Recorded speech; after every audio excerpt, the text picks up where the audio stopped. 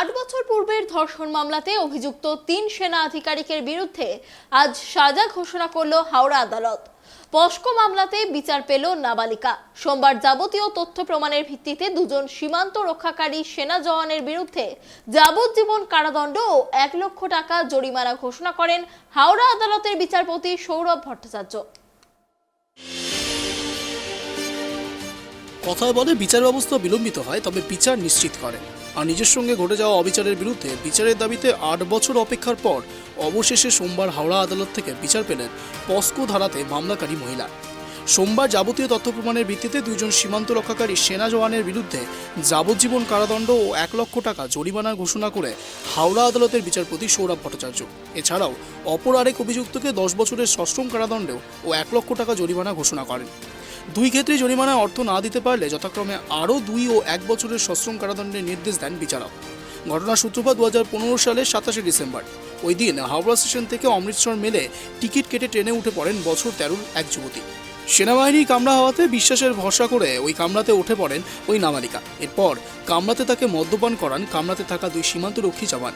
এরপর তার অচৈতন্যতার সুযোগ নিয়ে ওই 2 জওয়ান ও তাদের আরেক সহযোগী মোট 3 জন তাকে কামরাতেই 6 বার ধর্ষণ করে।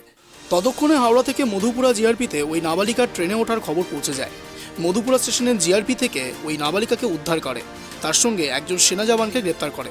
বাকি 2 জন পালিয়ে গেলেও তাদের কয়েকদিনের মধ্যেই আসাম রেজিমেন্ট থেকে গ্রেপ্তার করা হয়।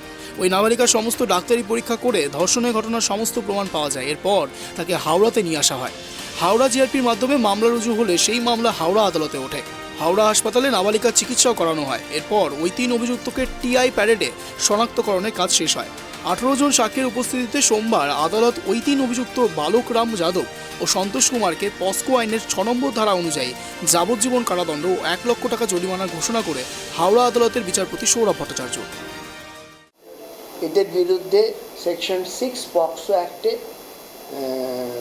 চার্জ আনা হয় এবং 2 জন বালক রাম যাদব এবং পঙ্কজ কুমারের এগেনস্টে সেকশন 6-এ চার্জ হয়েছিল এবং মঞ্জরি ত্রিপাঠীর এগেনস্টে সেকশন 6/17-এ চার্জ হয়েছিল, অর্থাৎ অ্যাবেটমেন্টের চার্জ হয়েছিল।